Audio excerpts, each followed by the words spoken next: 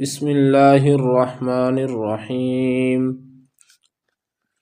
عما يتساءلون عن النبأ العظيم الذي هم فيه مختلفون.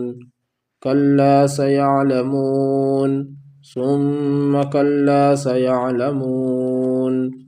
ألم نجعل الأرض مهادا والجبال أوتادا وخلقناكم أزواجا وجعلنا نومكم سباتا وجعلنا الليل لباسا وجعلنا النهار معاشا وبنينا فوقكم سبعا شدادا وجعلنا سراجا وهاجا وأنزلنا من المعصرات ماء سجاجا لنخرج به حبا ونباتا وجنات ألفافا.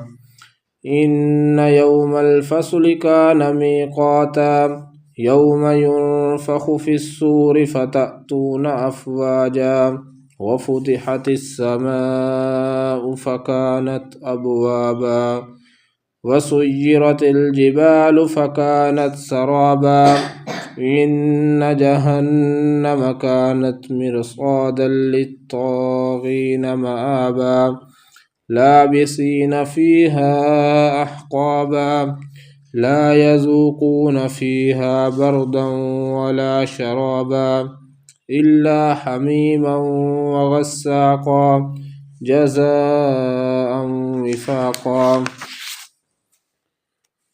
إنهم كانوا لا يرجون حسابا وكذبوا بآياتنا كذابا وكل شيء أحصيناه كتابا فذوقوا فلن نزيدكم إلا عذابا.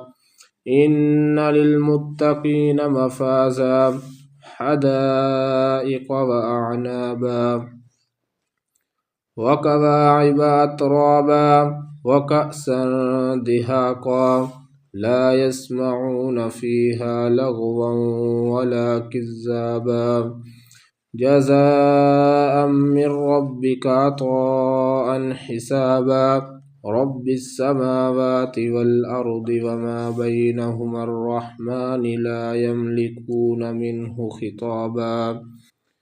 يوم يقوم الروح والملائكة صفا لا يتكلمون إلا من أذن له الرحمن وقال صوابا ذلك اليوم الحق فمن شاء اتخذ إلى ربه مآبا.